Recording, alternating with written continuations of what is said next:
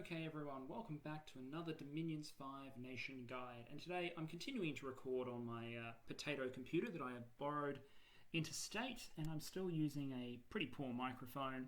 I'm boosting the gain today, but I apologise because again, the quality on this video in terms of the technical side of things is still going to be fairly low. I'm hoping that the thinking and the content is going to make up for it. Now, I know I teased Middle Age and Late Age Agartha, but I was thinking about this and I was like, I will get to them.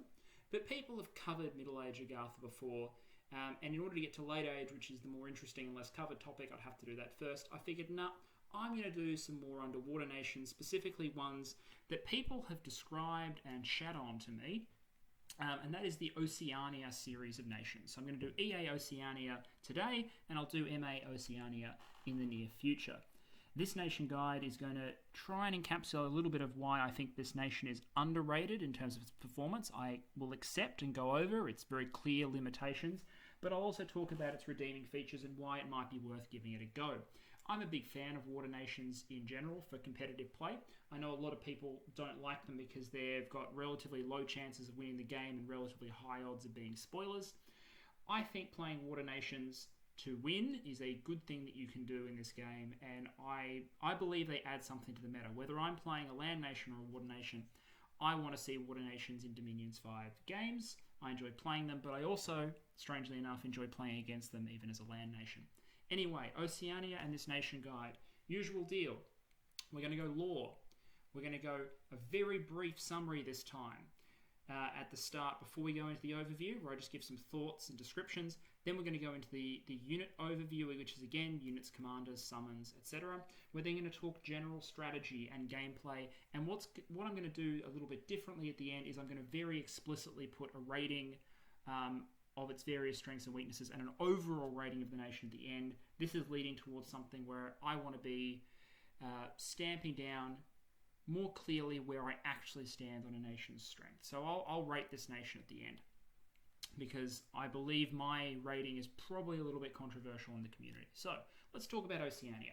Oceania is thematically Sea Pangea. So the idea is that in the early age of Dominions, most areas of the ocean aren't actually fully settled in the traditional sense.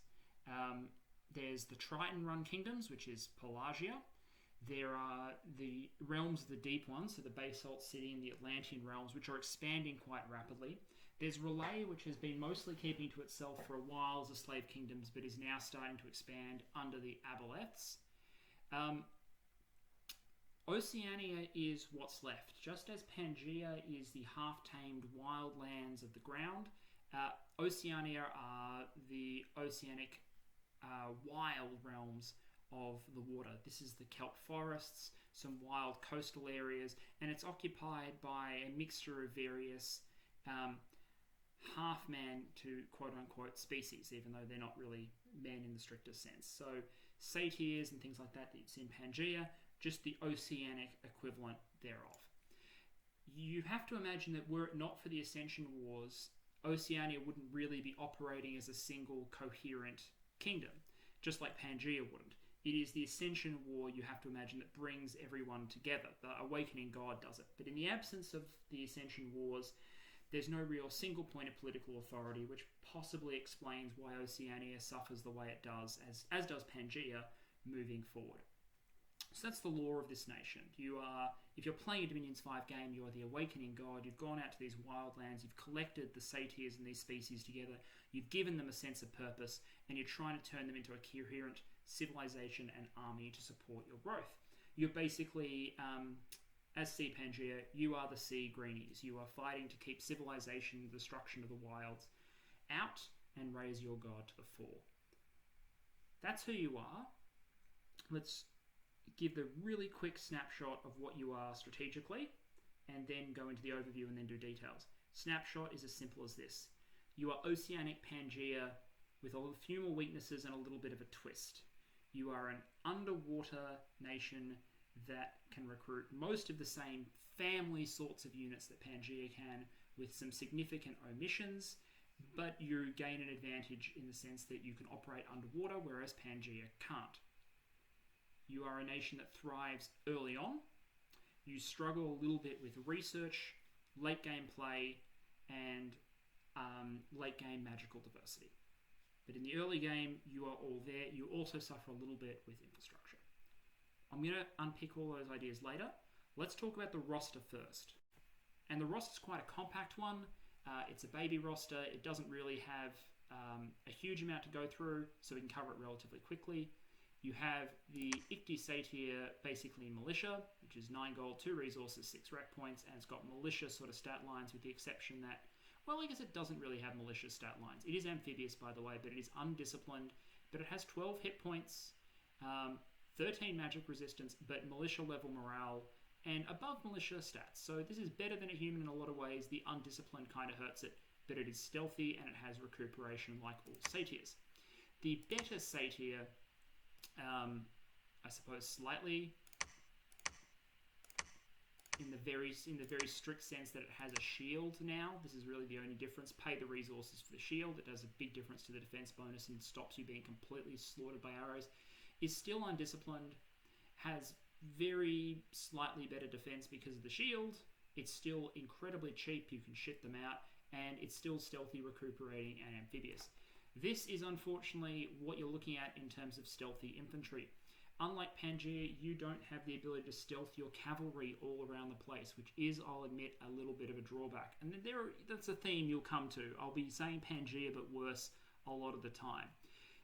Your Pangea but worse aspect is that you have stealthy units, they just cap out at low protection, poor stat, light infantry. You do have an Icti Satyr warrior who goes up to 9 protection in exchange for more resources. The trade-off, and loses undisciplined. He's actually a warrior now. He's essentially a turtle warrior without a javelin. It's just he's a satyr rather than a merman. And you know how I feel about turtle warriors. The problem is he doesn't have a javelin and his spear doesn't have the coral tip. So 2 aspects that make turtle warriors, still thoroughly mediocre, but a little bit memey in a way. Like, there's a reason I embraced the turtle warrior, and it wasn't just... Okay, it was mostly complete lack of choice, but beyond that, having a poison tip javelin, you can do things like that. You can't really do much with the Icti Satyr warrior that's more than super generic, and as a result, you won't use them because usually you're going to be better off using 1 cavalryman rather than 3 infantrymen a lot of the time, but it's okay. The Icti Satyr warrior is okay. The problem of losing the stealthy is a problem, however, because most of why you'd want to use the infantry is so you can stealth around. The Icti Centaur. Now we're getting cool. So, the Icti Centaur warrior is a centaur chassis on land, and it's this thing when it's underwater. You've got the turtle gear, which means your protection's 12. You're a cavalry, well, you're not really a cavalry unit, but you have defense stats kind of like a cavalry unit, which is kind of handy. You're relatively hard to hit. You have 20 hit points, which is pretty good. 20 hit points for 30 gold with solid statistics. The protection is okay for the early era. They're extremely mobile. 20 map move is very mobile.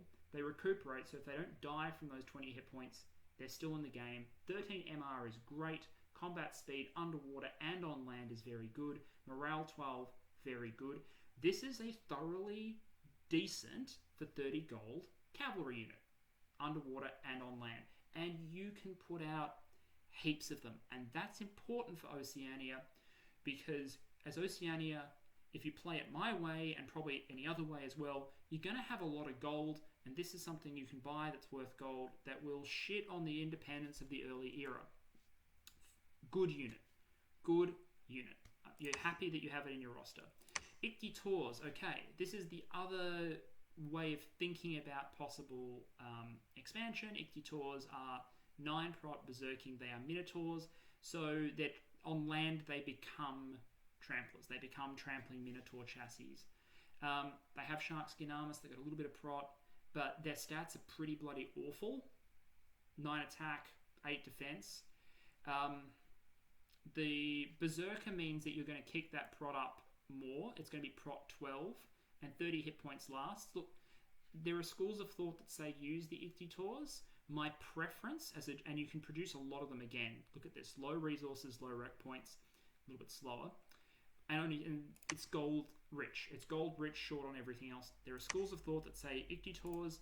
I'm in Icti Centaurs. I'm in the cavalry school of thought. And finally, you have a capital only sacred. These are all underwater recruits, and a couple of these are coastal as well, by the way. Athroi. Athroi are pure-blooded Ichthys centaurs, and you can see they're pure-blooded because they've got the lobster claws coming out of their head. That's how you mark sacredness in the Oceanic realm. This is an interesting sacred in a lot of senses. So you're up to 14 MR, 14 morale, 11 attack, 16 defense, and you're all the way up to 24 hit points now. In addition to that, it's got poison barbs and recoup. The poison barbs means that against a lot of melee combatants, they're just going to kill themselves on you. So if you're fighting, for example, Lobo Guard spam from Relay, or you're fighting a bunch of units that have claw attacks or bite attacks, there are a lot of nations against which that's quite useful as a defensive thing. Well, there it is. You're paying 55 gold, so you're almost getting 2 Ichthys centaurs for every one of these, and you're up to 15 resources, but it's a blessable 12 protection cavalry chassis, and when it gets on land, it doesn't gain a hoof attack or anything. It's still just got its bronze lance, but it's a thoroughly acceptable, reasonable statistic cavalry unit on land. And with the right bless, like all sacred cavalry, I'm saying sacred cavalry even though the game doesn't think it's a cavalry person because it's just one unit, you can get a lot of use out of the damn thing.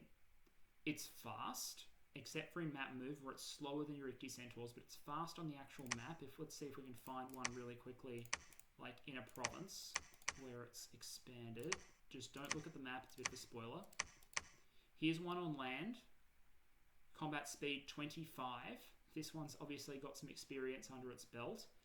But yeah, it's a solid unit. Now, if we were to compare the Ichthys centaur to the white centaur, you'll immediately see that there's a few differences.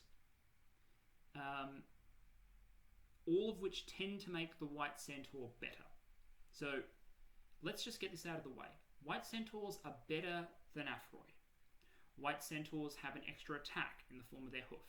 They have a ranged attack in the form of their javelin. Their protection is lower. They're faster on map move.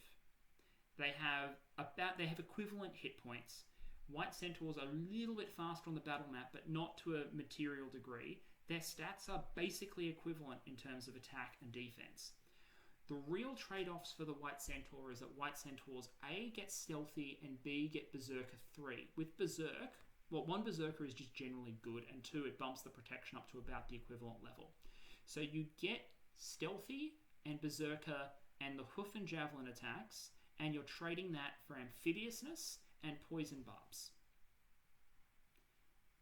So while a White Centaur is a better unit than an Athroi, if I put it that way, is it really that much better? It's better in that it has more utility, because you can use this as a stealthy raider, which you cannot do with your Athroi or your cavalry. But as a straight-out combat unit, Athroi may not be as good, but they're at least in that sort of family. And I don't want to sound like an apologist here, but the reality is people worship the White Centaur, people build blesses around them, people do crazy combative expansions and intimidate other nations with them, so you don't have to be as good as it, I think, in order to be passable. So Athroi, good enough. Let's go on. I'm trying not to let you see the map too much, but there it is. Let's do commander lineup. So you have a 20 gold scout, which is just an expensive stealthy scout. Hooray. Having a national scout is basically a binary thing, and having one that can go underwater and is a little bit cheaper, hey, it's something else on top of that. Ichthys commander, stealthy commander, 40 leadership, nothing to see here, but hey, it is what it is. Ichthys centaur commander is your 80 leadership amphibious commander, but is not stealthy. So your stealth parties have to be led by things that are stealthy. The Ichthys satyr with 40 satyrs, can probably kill PD, but that's a lot of investment for a stealthy raiding party. But, you can do it if you want to be a little bit obnoxious. Ichthys centaur commanders, more practical if you just want a basic non-priest leader unit. There it is. 80 leadership is enough for inspirational one and for formations. The real commander, skipping over Sirens for a moment, the real commander for most of your expansion armies and early forces is actually the Afroi Hierophant. At least if you're using Afroi, and even if you aren't, if you're doing pure Ichthys Centaur expansion, which you can also do with 0 Sacreds, you're still probably using Afroi Hierophants because you want mages and priests later on. Afroi Hierophant is a little expensive for what he is in some ways. It's a Centaur chassis, it's got Holy One, and then a random is either water or nature.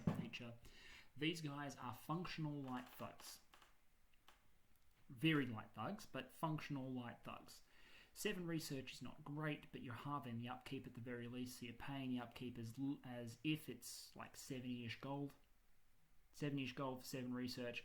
You're still probably going to want magic scales as Oceania to make that at all serviceable, but hey, it is what it is. Stealthy, recuperation, inspirational 1 means that you still get your +1 morale even though you've got relatively low leadership. So these will be leading your expansion parties. Your expansion parties are usually anywhere between 6 and 10 Afroi and Ichthys Centaurs mixed, all the way up to a party of like 16 mixed if you want to really slaughter a difficult province.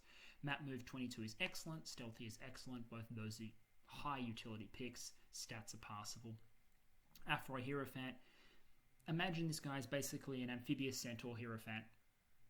That's basically the job that he fills in the roster. Then we have your Coastal Recruit. Coastal Recruit is your Siren. This means that you can actually make some use of your coastal forts. This is, in that sense at least, it's comparable to the Pelagian Explorer. What the Siren is meant to be, I think, is meant to be equivalent to the Dryad. It's clearly not. Let's go through that. Siren, no randoms, Water 2. Water 2 does mean, with Summon Water Power, you're Water 3, which means a reliable, full-sized Water Elemental Summoner for 130 gold. That's not bad. If that's what you're using a Siren for, then this is a relatively affordable Water Elemental Summoner that you can get basically anywhere. Now, that only works underwater. On land, these girls become really fast, stealthy, flying little bird things with, I believe, Water 1, Air 1, which is, let's just say, less useful. You're in Frozen Heart territory at that point. Not great. But still, stealthy, mobile, non-sacred, so you're not halving the upkeep, you only get 9 research. But, like I said, you'll get them from coastal forts because you have very few other choices. Now, they can be made cheaper with Turmoil. Chaos Recruitment 10 means that for every level of Turmoil in a province, they're discounted by 10 gold. And Oceania has a weird national ability. I guess I should have talked about the national abilities. I will after I finish the unit list, but before I go to Dom 5 Mod Inspector for things like summons. You can get these for 100 gold if you're Turmoil 3. And the place that you're likely to be Turmoil 3 is coasts, because you have extra Turmoil scale there. 2 extra Turmoil scale on your coast. So even if you're Order 1, you'll be getting a 10 gold discount on these ladies on your coastal provinces eventually. So you're only paying 120 gold. It's a little bit of a discount. The reason I say that that you should think of them as dryads is that they've got the ability to seduce, but it's not really seduce. It's called lure. The way lure works is if you are in the same province as an enemy commander and there is a water province next to you, you can lure. Can't remember. I've done this before. I can't remember whether you have to be. Yeah, you have to be in the coastal province, and you can lure them into a adjacent water province, which will kill them if they can't breathe water. The problem is that the test for that is so incredibly easy that you'll almost never see people fail it. And if they fail it, unlike Dryad Seductions, you're not going to trigger an assassination attempt. Even when they're spurned, they won't trigger an assassination battle. And therein disappears instantly most of the utility. You can only use them in coastal provinces to lure, so you can't use them in most of the obnoxious places Dryads can be, like forts and whatnot. You can't actually flip people reliably to your side. In fact, I've never seen it done. I'm not even sure it can be done, even if they can breathe water. which kind of sucks. So you don't have that ability of the Dryads, and it doesn't trigger assassination battles on failure. And even if it did trigger an assassination battle, you'd be going in with Water 1, Air 1, which is not exactly the Dryad swarm paths in terms of assassination. So across the board, in every way, the Siren kind of fails as a seducer. Personally, I would forget that the lure even exists. They are water elemental summoners underwater, and on land, they're mages you recruit because you have to in order to get a little bit of research out of something. Maybe you can use them as scouts. There are other niche things you can do, but they're not tremendously useful. Speaking of not tremendously useful, here's the Heliade. Now, the Heliade is purely aquatic. You cannot take them on land,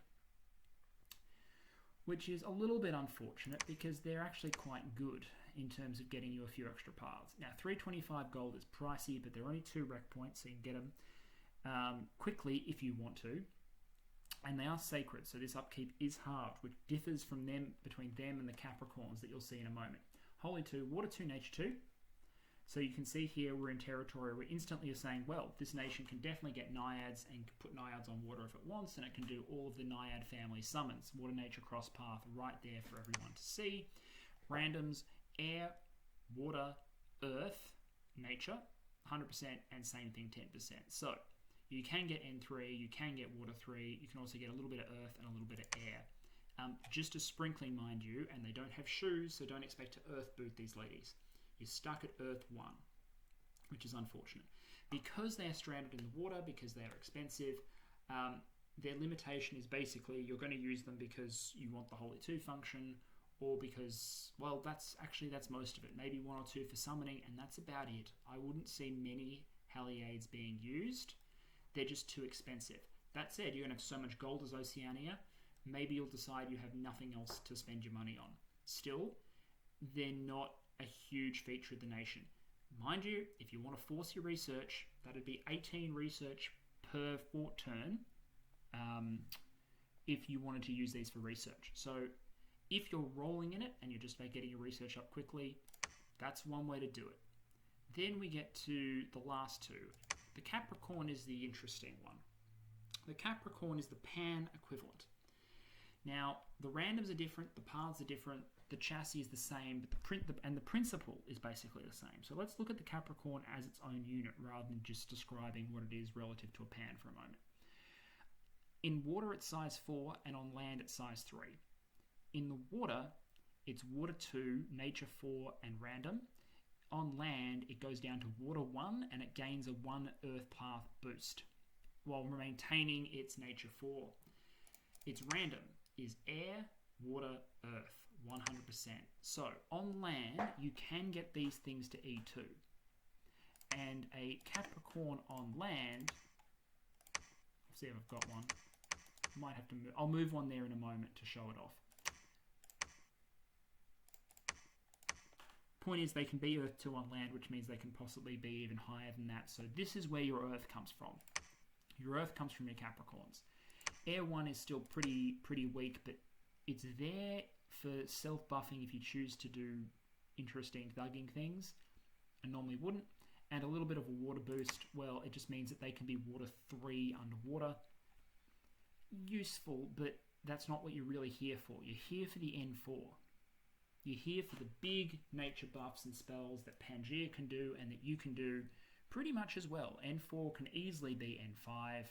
N5 can go up to N6 if you've got Earth cross paths or even more boosters or you're holding something. These guys can go sky high and do all your nature rituals. You can compete for Mother Oak with Oceania, and there's an argument that you should do so, especially if there's no Pan in the game. What else you got? Well, you're an amphibian, you have animal ore, you're poison resistant 7, which is interesting because you are a foul vapors caster. So if you foul vapors and you cast an extra poison resistance or some regen on yourself, this is important because you're not sacred, and because you're not sacred, you can't have poison resistance in the bless covering these guys. But instantly Capricorns mean congratulations, you are foul vapors capable as a nation, and that's a combat plan. Early game foul vapors is absolutely a plan all of its own. Beastmaster times 2, Gift of Water Breathing 50 is an interesting one. It means if you get indies that cannot come underwater, Capricorns can bring them underwater because they have 80 leadership. They can bring them underwater, and they can keep them in formation and give them a little bit of inspirational. Obviously stealthy and chaos recruitment 15. This means if recruited in turmoil, now you're not going to often be recruiting them in turmoil. Actually, no, you might be. You might be recruiting them in coastal forts. So Capricorns are not cap only. They're capital plus underwater forts plus coastal forts, I believe. Let's just check if they're... Yeah, they're basically any fort that you will have as Oceania. You can recruit them underwater, you can recruit them coastal, and you can recruit them in your capital, obviously. So you can have a lot of Capricorns as long as you can bankroll them. And Oceania should be able to bankroll lots of them. That said, transforming Capricorns is still a viable strategy. Transforming Capricorns will remove their upkeep most of the time, gives them a small chance for path boosts. There is an argument in favour of doing it because a non-sacred 355 gold mage comes with an annual upkeep of 284 gold. So you're paying 20-something gold per turn to maintain each and every one of your Capricorns. That will get ahead of you pretty quickly if you've got a lot of these guys, and you're probably going to have a lot of them. The other interesting thing to say about your Capricorns is this Nature 4 means that this is the unit that can cast your national fort creation spell. And we'll talk about that fort creation spell now as we talk about the unique features of the nation. So let's have a look. So let's look at the national special abilities quickly. +2 turmoil coastal, +1 order in all other provinces. I consider this a net win. You're going to have more water/inland provinces than you will coastal most of the time. And I'd rather have more income in those provinces than not. The 2 turmoil in coastal provinces actually helps you because most of what you're getting from coastal forts, out of necessity, because it's pretty much all you can make there, is Sirens and Capricorns, both of which have chaos recruitment. So if you have like an Order 1 build, which I think I have in this test, you're going to have Order 2 in most of your provinces, which is respectable, and you're going to have Turmoil 1 on coasts. Turmoil 1 on coasts will give you a very little recruitment bonus, so you'll get 15 gold off every Capricorn and 10 gold off every Siren. It kind of works. The next one is a bit more complicated. Primitive Forts is terrible. Primitive Forts means that if you actually construct a fort yourself, it costs the normal amount, but you're limited to palisades, which means no bonus recruitment point. So it means 1 Siren every 2 turns, and underwater it means recruiting 1 mage every 2 turns, or a Capricorn every 4. That kind of hurts. On the flip side, you can grow these things. Kelp Forts, and there's also an equivalent on land one. Just like Pangea, you can grow on land and underwater forts. Now, Kelp Forts don't have particularly good wall integrity, but they do have a CP bonus, so you get 2 commander points per turn. These cost 35 nature gems. They can be made in any underwater province. I believe every non-deep sea underwater province, I'll check that. And every forest province, I believe, is the equivalent. So there's a trade-off here. The trade-off is you're using nature gems, which you have great demand for. The strength is you get a 2 CP fort, so you get faster recruitment of commanders, and also the fort comes online instantly. There's no delay for the building time, plus you save the gold. This means that if you time it right, you can ramp up your recruitment pretty quickly in the early game by getting a couple of other forts that are going to pump out troops and a few extra mages to really get the massive cavalry rolling quite quickly, particularly if you can get extra sources of nature gems. But being limited to palisades in other provinces kind of sucks. The final benefit of the nation is the 200 gold temples. So half-price temples. This to me says you kind of want to have good scales. And I'm sure you're sick of me talking about scales nation, so maybe after I do Oceania I should definitely do a blessed nation. But half-price temples means it's very cheap for you to push your dominion on people. You can put temples everywhere if you want them. Because 200 gold is really, really cheap. They should be in every one of your forts, and heck, they should be in some of your underwater provinces that won't get raided as well.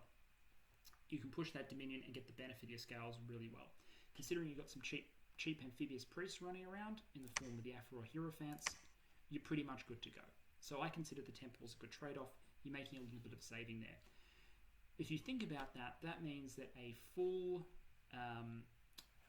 gamut, which is a fort, a temple, and a lab, all put together, or they often won't strictly need the temple because you don't ever recruit anywhere sacred. You might want them to be able to recruit Afro Hierophants. In fact, you probably do want them everywhere to recruit Afro Hierophants. Only costs 700 gold for a full setup. You just also need 35 nature gems and 1 turn from a pan in order to make it happen.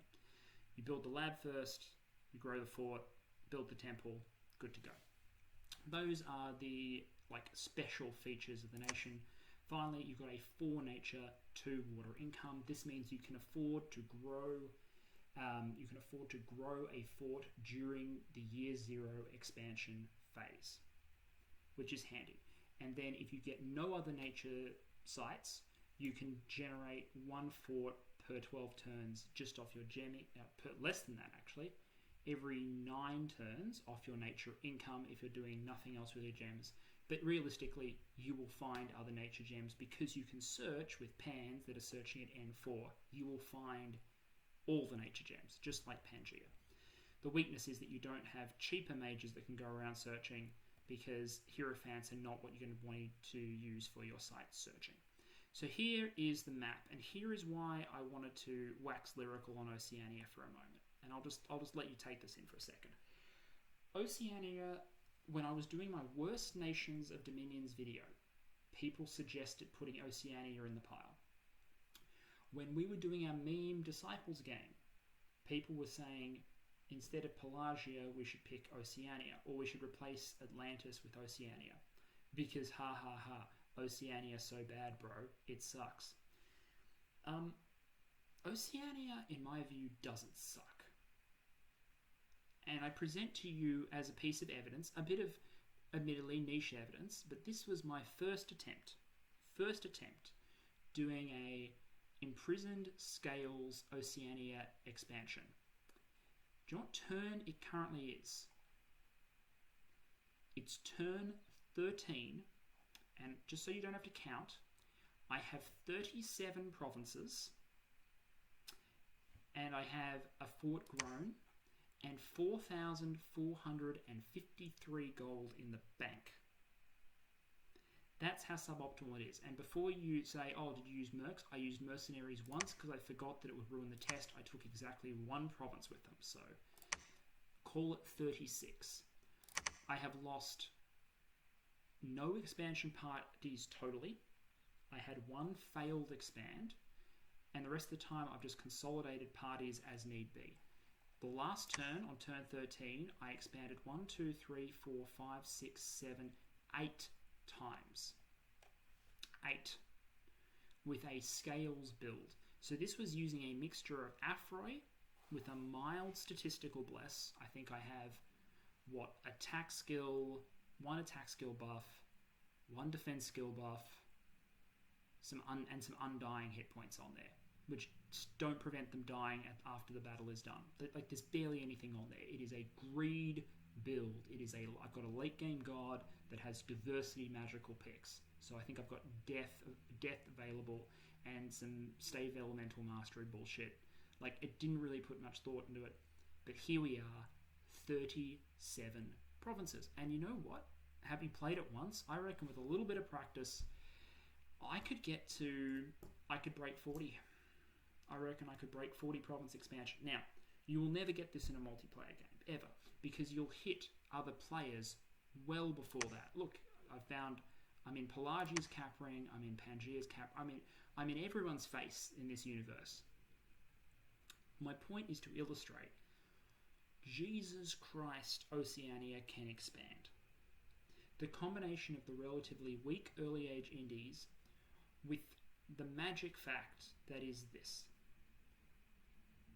The number that matters to your ability to expand is how many turns does it take you to produce a viable expansion party out of your cap.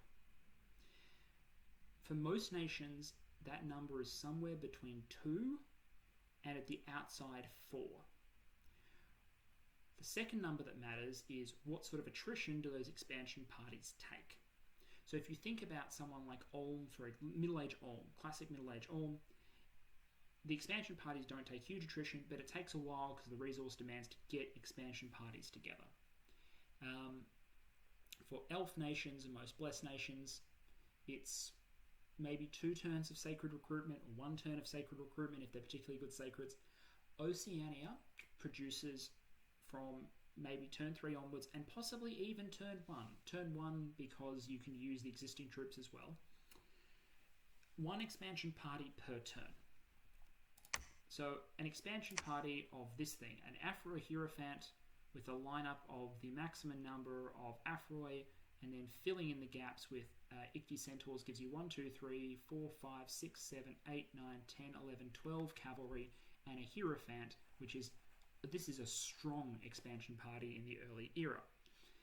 Now, this is not a cheap expansion party. It's not a super gold cheap expansion party, but you have so much gold as Oceania anyway that what matters more for most nations is how quickly you can expand. So 1 per turn gets you out and expanding, and those parties don't then take much attrition. Afroi and cavalry units in general against most Indies, once you're pretty good at expansion, don't take significant losses. They can keep going. They can spread out their tendrils from the capital. And then what happens is, if a party runs low, as I think one of the ones has down here, so I've dropped 3 Afroi in this province because that was no longer enough to expand. These super mobile Hierophants that are leading them can get back to a fort. That was 1 turn of movement. This Afroi could get back 22, almost get back to here, but he could get back to here. So he could get back to the capital if he needed before long, which means by getting commanders back to the capital quickly, you can get them leading parties in other directions, picking up troops, and those movements where you're recycling commanders, where the troops are dead but you have time to bring the commanders back and lead a new party, buys you the fort recruitment turns to fit in things like Capricorns while still producing a new expansion party. It's great. I've done 1 test as well where I didn't use Afroi at all, and again, I landed in the low 30s, a little bit less than this, but I still got into the 30s, and that was with none of my Sacreds at all, just using cavalry, the Ichthys Centaur cavalry by themselves.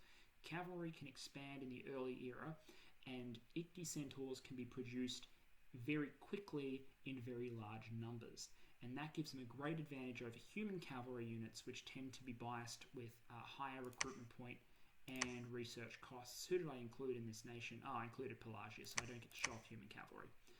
So, Oceania expands very, very well. I kind of wanted to say that before I talk about their unique magic and summons. I guess we should try and do that now. I'm going to go over to the mod inspector, but I can't guarantee the sound quality doesn't dive again. And if it does, this time I'm going to talk about the spells in-game rather than showing them to you in the mod inspector. Let's go have a go.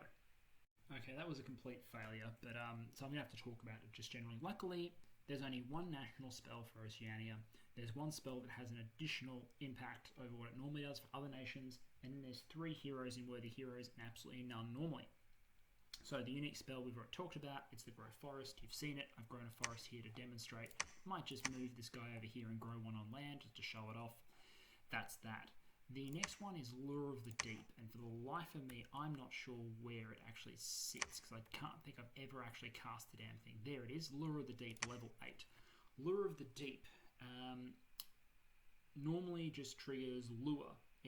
Think of it as Vengeful Waters, but instead of using water elementals and working all water, it only affects coastal. Inland provinces aren't affected at all. It does function in sea provinces too. Anyway, easy magic resistance check to avoid drowning. It's not great. I'd usually just use Vengeful Water instead. The difference is Lure of the Deep for Oceania, I think, basically halves the cost of Sirens. So suddenly Sirens become like 60 gold. It's niche. You're probably not going to get to this quickly, and if you do, then producing your weaker mages for half cost is probably not something that's high on your agenda. But hey, I need to disclose it. Let's talk heroes for a moment. Like I said, there are none if you're not playing Worthy Heroes. If you are, however, there are some options. You get the Siren Queen, the Nyad Queen, and you get an Asp Turtle. The Siren Queen, changes forms. Her important form is on land, where she's Air 3, Water 1, D2. So it gives, and she's in a flappy bird form. A3 is useful because you can get a booster, you can get up to A4, produce more boosters. You're starting to get into interesting territory there in terms of maybe climbing high enough to do the big air summons. Maybe A3 might be useful. You might get you might get her to cast Storm. Having some A3 in the roster, I'm not going to say no to it. The other thing is her lure rolls against 15 rather than against 11, which makes her lures much more likely to work. She's much more likely to assassinate people using lure. And she's super stealthy and big and scary, and she's got lots of magical paths. The Nyad Queen is a bit of a badass. She gives you a little bit of astral access. So she's Water 3, Astral 2, Nature 3, which you may recognise as fantastic assassination paths plus mobility paths with a little bit of astral boosting. She has, and everything about her is great, as well as the paths. So she can seduce like a dryad, seduction, not lure, genuine seduction. The roll is against 15, which is tough, so she's very likely to actually bring people over to your side. And if she fails, then you go into an assassination battle, and in assassination battles she's excellent because she has 3 high-quality bodyguards that she brings into battle with her, human bodyguards that she has previously enslaved. And she's got a melee enslave attack, which is an MR negates contact enslavement. So she's another opportunity to get some diversity, but also capture enemy mages. Not on the same scale as a Pangea that can produce 1 billion dryads, but you can do a little bit of it, and a little bit of it might be all you need. Plus, she's much more effective than a dryad in an assassination battle because she's got those bodyguards, the extra paths. She's just better. She's pretty fantastic. The Asp Turtle is a size 6 heavily armored Asp Turtle that is wholly 4, which I find hilarious. EA and MA Oceania both get in, and what is better than giving an Annual of the Fetch to a giant, heavily armoured turtle, taking it on land and using it to claim thrones, or heck, prophetize it and have a holy 5. Like, game on, guys, game on. I can't say no to that. So if you're playing Worthy Heroes, and I recommend you should, luck scales can be relied upon to deliver your nation a little bit of diversity. I need to flag before I go into how the nation plays now that some of what I've said is controversial. I'm aware that a lot of people don't actually rate the Afroy. I've seen a lot of comments saying that you need a heavy bless in order to use them. I've seen a lot of people say that light cavalry with a single lance attack aren't actually that good. They're not that usable. What I hoped I showed off with this expansion test is at the very least for expansion they're very, very good. And the number of them that you can get is quite insane. Against actual national troops, I still contend that against a lot of nations, a sufficient number of cavalry will run them over. And if not gold for gold, then certainly resource for resource and rec point for rec point. You can put a lot of these guys out, your sacreds and your non-sacreds, and with even just a bit of a stat bless, Afroy are really significant troops.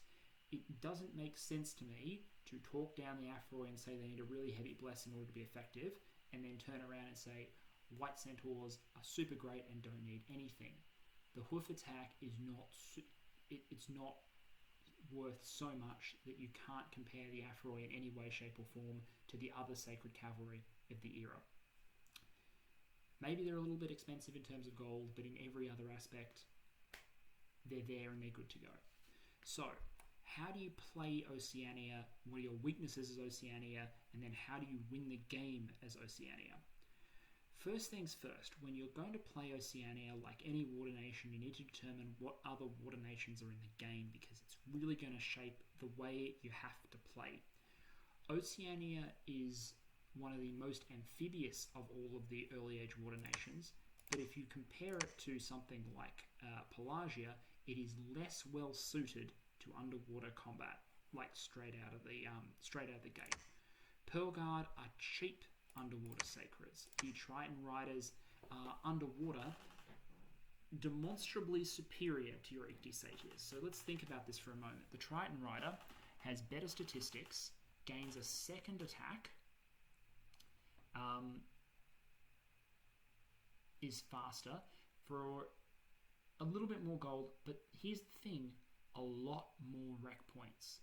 48 rec points on the Triton Rider versus, if I look at my guys again, 17 on the Ichthys Centaur. Plus I have more hit points. So the enemy has twice as many attacks. I've got the advantage of protection, and I've got the advantage probably of lots and lots and lots of numbers. Now the enemy also gets reduced harassment bonus. The Summaries. Overall, if I was to look at this overall, the Pearl Mage, by the way, is a better underwater combatant, but you can produce Water 2 Sirens, which are just as good underwater in most circumstances as these guys. They don't have the astral for the communioning, so they can't group up to do large numbers, but you can still get some large water elementals out. If you are underwater, I think Oceania is in the hug box school of thought, which is you don't necessarily want to murder your underwater neighbours because you don't have a decisive advantage. Against Relay or Pelagia, you're competitive, but I would argue you're not the favourite. You're likely to lose a war against your underwater opponents. But I contend that if you practice as Oceania and you're decent, you should be able to deter most underwater opponents. But I would still talk to them before the game and work something out. The reason I think you can deter them is your units are good enough to spar. You do have water elemental summoners available to you, and you can go to them if you need to. You're slower on the research, so you're not going to get to the Conjuration as quickly as they will. But you can stay mobile, you can harass, and because you can go on land, and on land you're better than your opponents, you're better than EA Relay on land, like markedly so. You're better than EA Pelagia on land, markedly so. The only one that you can't really apply this logic to is EA Atlantis, and even then you're more competitive with them underwater than you are the other two, because your underwater sacred is, I would argue, better. So unless they're Basalt King thugging or something, you're in trouble, but you also have good counter-thug strategy. So my point is, it's not so against you that you can't say, hey, I can make this really painful for you. Let's hugbox. I think they're in the hugbox school of thought. If it's not going to be a hugbox, then maybe you're into Awake, Incarnate Bless, or you're heavy blessing your Aphroy in order to be competitive early while preserving your magic scale so you can get to water elemental summoning. That's if you think you're genuinely going to be in the same pond as another water nation and you're going to have a fight, it's Big Bless or it's Awake. If you're not, if you're in a hug box or if you're by yourself in your lake, then you're probably into macroeconomics builds, into greed builds. Because again, the number of people that want to come underwater and fight you is minimal. The amphibious nations of the era, the Agathas and the like, you can handle them underwater, especially in the early game when they would be most interested in coming for you. Because later on, you'll be forted up, you'll be defensive, you'll be hard to get to. The early game, the story of Oceania is going to be all about taking as much land as possible in the early game, using your underwater nature to discourage people from punting you back through the age-old threat of, well, you can't actually knock me out of the war, bro. You will rarely find, as Oceania, that everyone around you wants to coalition you to keep you in the water, because their more threatening rivals are going to be each other. The other land nations are going to be the primary threat to the land nations, because Oceania is on, most people think, and I think they're probably right, although I would say average rather than weaker, much like Erythia, they're not regarded as frontrunners to win the game, and certainly the statistics support that Oceania doesn't really win games. That's what the statistics that I've seen support, but our statistics are so incomplete that who can know? So it's about using your diplomatic status plus the fact you expand really well to secure, get those you want coastal forests and you want underwater provinces, and then after that you want just general coastal provinces because you can still make Sirens in them. And Capricorns. You just can make them slowly because you're going to have to build natural palisades. So expand quickly, solidify your diplomatic position. You probably want to go early war because you've got a lot of early game troop strength. But so pick an early game coalition war and pinch off more territory, and again exploit the fact that you're Oceania to try and keep out of the firing line. If you're in the firing line, you fall back, which is fine. You raid, you be painful, and eventually you triumph, because you're unlikely to be completely knocked out of the game because you always have Most map gens will give the Water Nation somewhere between 10 and 12 provinces, which is enough to continue existing from, to fall back on. And you'll be growing your Kelp Forests, increasing the number of troops and mages you're producing, and you'll go from there. You then need to decide where your first fight is going to be. I guess your first real fight, and I say first fight in terms of first war in which magic is going to play a factor. An early game super rush might not require magic at all. It might be decided pretty singularly by troops. Later on, you need to pick a magic path to go first. And there's two options. If your first, well, there's more than two, but there's two that I'll highlight here. If your first war is going to be underwater, it's Conjuration 5. Conjuration 5 gives you full-size water elementals, kings of underwater combat. You're also getting Voice of Tiamat. And Voice of Tiamat means that you're going to get all of those gems underwater. You're going to be searching with your Capricorns anyway to also find the nature gems. Mind you, searching with high nature underwater can also find you forts. You can find forts pre-built, and it's not that unlikely. So search nature and then Voice of Tiamat underwater. That'll find you all the F, E, W, A, and realistically you'll find all the N as well. That's a pretty good spread for gems you found underwater. You can search on land as well. So at this point you've got a couple of forts, and you're either going water elementals underwater, or if you're fighting on land, you're going foul vapors. You're probably going foul vapors plus, if you've hopefully got a little bit of if you've got poison resistance in your bless, plus the Capricorns can protect themselves with things like personal regen and extra poison resist, plus they got 7 built in. Afroy and a Capricorn rather, foul vapors people. Foul vapors will win you battles against living opponents, and unlike Pangea, Capricorns are foul vapors out of the box. So if you're in a hug box and your first war is on land, you are going to foul vapors and you're not looking back, and you're going to kill some people, and it might catch them off guard. Scout people around you, see who's got PR in their bless. Determining which nations are vulnerable to foul vapors is pretty easy. If you scout them in the early game, it's pretty simple to know. Do they have big nature access? Are they likely to have poison ward? Do they have poison resistance in their bless? If the answer to all these questions is no, foul vapors is going to destroy them, and you can go destroy them, preferably as part of a coalition, but there it is. You're struggling past that point a little bit. You've got run into two problems that mark Oceania, truly mark it down, I think, relative to some of its opponents. In particular, I'd say compared to Pelagia, you run into the problem of magic diversity, and you run into the problem of research. Most of your mages are shitty at research, and the one that can do it quickly, the Heliades, aren't that useful at anything other than research and are quite expensive for what they are. Fortunately, because you're growing a lot of your forts, because your temples are half price, and because most of what you're using is pretty cheap, you can probably afford to produce a couple of Heliades. You can also afford to produce Capricorns and your more expensive mages. But for the most part, you're making do with relatively slow research, boosted a little bit maybe by magic scales, and then you don't really have the paths necessary to produce large numbers of things like Lightless Lands. So getting a little bit of fire access from Indies would be really useful. Otherwise, you're in the Owl Quill department. You've got a little bit of A, and your Sirens can produce quills if you need to. The other problem you need to solve is diversity. There's a couple of ways to solve it. We've already talked about the worthy heroes, which break you into a couple of things.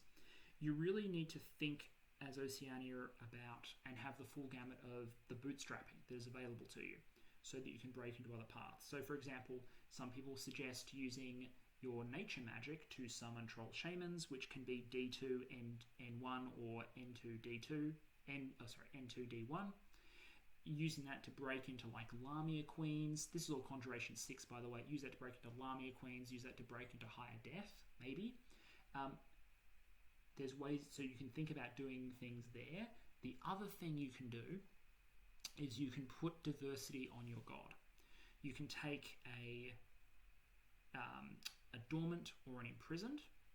You can put some good rainbow paths on there, and you can break into paths later on when your god wakes up, so you have a mid and late game plan. Your troops and Capricorns and things like Foul Vapors can probably carry you to the mid game. They can probably take you to turn 36. They can definitely take you to turn 12, 14. and having that there to then pivot into other things. So high D access, so you can go like Liches or Wraith Lords is always handy. So you can get boosters that you need in order to bootstrap your nation. You can probably break into Elemental Royalty. What you do have without any problems is all of the big nature globals. So you can compete for Mother Oak. You can do the big nature summons. So Fairy Court would get you into air magic, for example. Gift of Nature's Bounty, Gift of Health. You're in contention for all of those big nature globals pretty much off the bat. The other thing that deserves a particular mention is, I know I mentioned it a little bit already, but let's mention it again, Transform on Capricorns. Capricorns, because they have, so what happens here is, what you're actually seeing is, so here's one underwater, water 3, nature 4, and I'm going to move it onto land.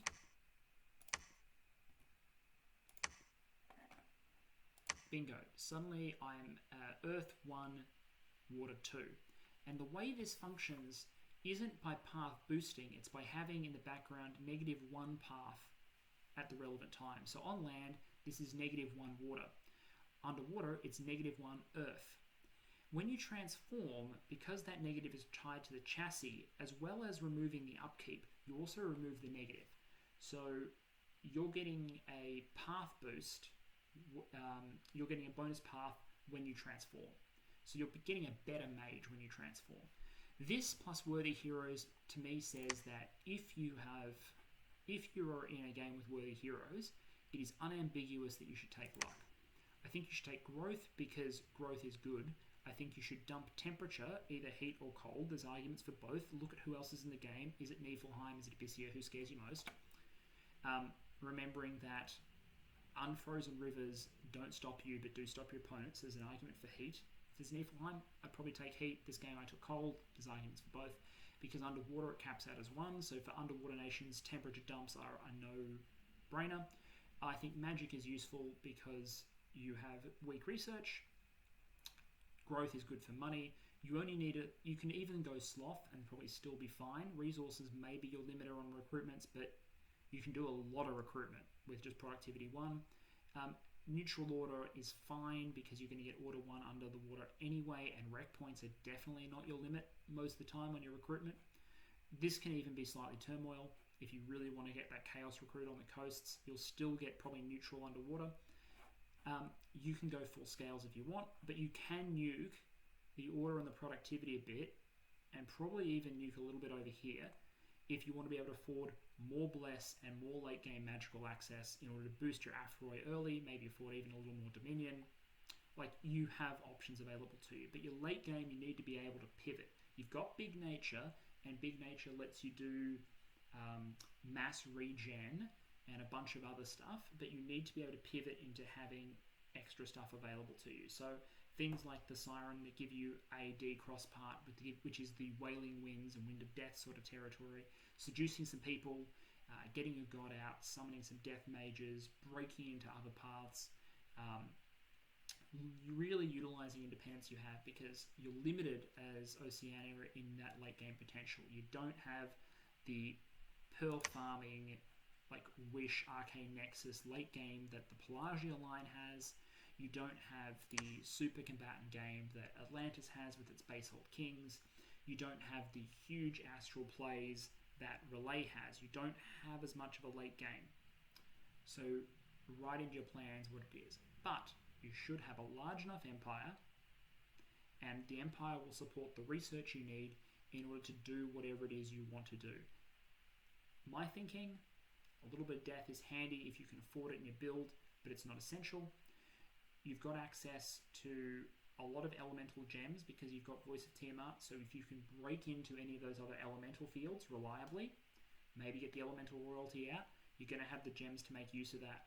You're going to have the gems to leverage anything in those areas.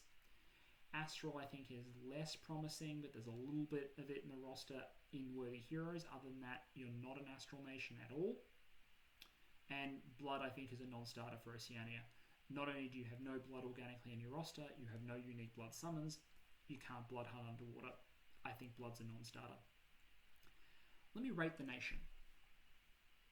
The community popular rating for Oceania varies by person, but most opinions, I think, classically fall between two places. Trash and below average. I don't think Oceania is trash. Maybe you might think it's below average, but I think there's an argument to be made for mediocre to average. I think there is an argument to be made that this is in the Erythia sort of camp. Your magic is weaker than Erythia, with the exception that you've got some good nature, but you expand really, really well. You're got the ability to shit out lots and lots of troops because your cavalry just do not have rec point and resource costs, apparently. Apparently it's just not a thing Oceania, and to an extent Pangea, has to pay. And you've got big center point nature mages who can foul vapors right out of the box. And people love foul vaporing and use it as an argument for why Satis is like really, really good. They're like, ooh, out of the box foul vapors. Well, out of the box foul vapors here. On a poison resistant chassis that can make itself more poison resistant, with sacreds that can easily be buffed to be poison resistant, and plus they all have recuperation, so if they take afflictions from the poison ticks, they're going to recuperate. I think there's enough here to say Oceania is not trashed here. It's much better as a nation than EA Pangea. It's easy to go on land. Almost all your shit can go on land. A lot of your best stuff, your best mages, your Capricorns, who later in the game can thug, are recruitable, coastal. You're not limited to just Pelagian explorers. This is a better nation than EA Pangea. It is a better nation, I would even argue, than EA Relay. And I think it's competitive with EA Atlantis. Like, it's insane to say that to some people, but I think in the right hands, you've got the right combination of being strong enough to be useful, but weak enough to not be targeted as a real threat, but also not so weak that you're rushable because you've also got the underwater deterrence and you're mobile, you can do a little bit of stealth. I think you've got the right combination of traits to do well in a multiplayer game.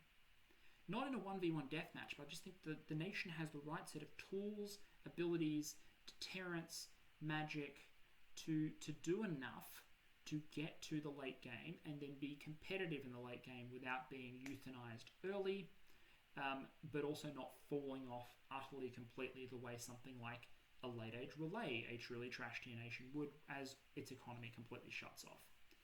So there are my thoughts. I thought I'd say something controversial. Here I am. Early age Oceania is not terrible. It's workable, it's doable. I haven't practiced it much. I didn't select it in the Disciples game because I thought it was too good to be selected in a meme game. I thought non-pop kill Theridos and Pelagia were both way more trash and deserving of selection than Oceania. And you know what? I think I was right. There's enough here to make something of. So come at me, hate me, put me in the comments. Why is Oceania trash? Why am I wrong? Do I have to play a multiplayer game with Oceania to prove it can be done? Who knows? But anyway, I'll talk about middle-age Oceania next. I hope you found that useful as a guide. You may think I'm wrong, but hopefully I've made at least an argument as to how Oceania can be played in a way that at least makes it not terrible. Thanks for bearing with me as I record these on this potato computer with this terrible microphone, and I'll see you all again shortly.